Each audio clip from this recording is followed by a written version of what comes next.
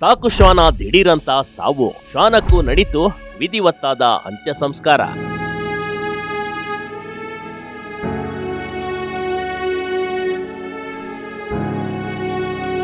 ಅದು ಈ ಮನೆಯ ಚಾರ್ಲಿ ಇದ್ದಂಗೆ. ಮಕ್ಕಳೊಂದಿಗೆ ಮಗು ಆಗ್ತಿತ್ತು, ಅಮ್ಮನ ಜೊತೆ ಆಟ ಆಡ್ತಾ ಇತ್ತು. ಈ ಶ್ವಾನ ನೋಡ್ತಿದ್ದವರೆಲ್ಲ ಇದು ಮನೆಯ ಥೇಟ್ ಸದಸ್ಯನೇ ಆಗಿ ಹೋಗ್ತಿತ್ತು ನೋಡಿ.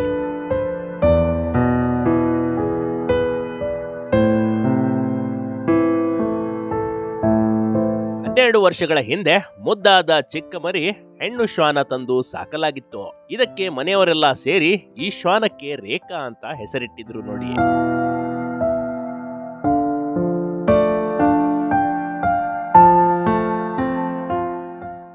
12 ವರ್ಷದ ರೇಖಾ ಇನ್ನಿಲ್ಲ. ಶ್ವಾನ ನೆನೆದು ಕಣ್ಣೀರಿಟ್ಟ ಕುಟುಂಬ ಸದಸ್ಯರು. ಹೌದು, ನಿಯತ್ತಿಗೆ ಇನ್ನೊಂದು ಹೆಸರೇ ಈ ಶ್ವಾನಗಳು ಕಣ್ರಿ. ಅದರಲ್ಲೂ ಮನುಷ್ಯರನ್ನು ಇವು ಹಚ್ಕೊಂಡ್ರೆ ಕೊನೆವರೆಗೂ ಅವರಿಗೆ ನಿಯತ್ತಾಗಿರುತ್ತವೆ.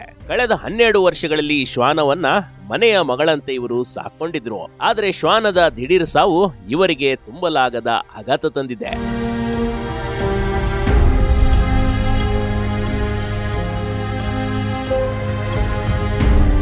ಅನಾರೋಗ್ಯದಿಂದ ಸಾಕು ಶ್ವಾನ ನಿಧನವಾಗಿದೆ. ಶ್ವಾನದ ಪ್ರೀತಿ ನೆನೆದು ಕುಟುಂಬ ಸದಸ್ಯರು ಕಣ್ಣೀರು ಸುರಿಸಿದ್ದಾರೆ. ಹಾಗೆ ಎಲ್ಲರ ಗಮನ ಸೆಳೆದಿರುವುದು ಶ್ವಾನದ ಅಂತಿಮ ಸಂಸ್ಕಾರ.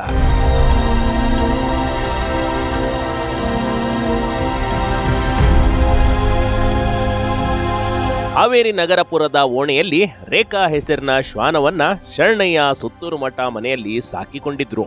ಆದ್ರೆ ಅದರ ಕೊನೆ ಗಳಿಗೆಯಲ್ಲೂ ಮನೆಯ ಸದಸ್ಯನಂತೆ ವಿದಾಯ ಹೇಳಿದ್ದಾರೆ. ಅತ್ಯಂತ ವಿಧಿವತ್ತಾಗಿ ಮನೆಯ ಬಂಧು ಬಳಗ ಸೇರಿಕೊಂಡು ಶ್ವಾನದ ಅಂತಿಮ ಸಂಸ್ಕಾರ ಮಾಡಿದ್ದಾರೆ.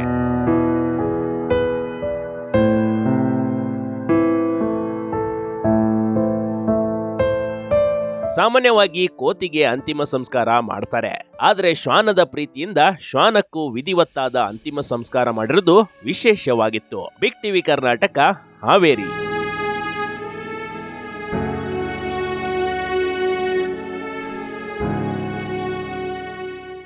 ಬಿಗ್ ಟಿವಿ ಕರ್ನಾಟಕ ಯೂಟ್ಯೂಬ್ ಚಾನೆಲ್ಗೆ ಈಗಲೇ ಸಬ್ಸ್ಕ್ರೈಬ್ ಮಾಡಿ. ಧನ್ಯವಾದಗಳು.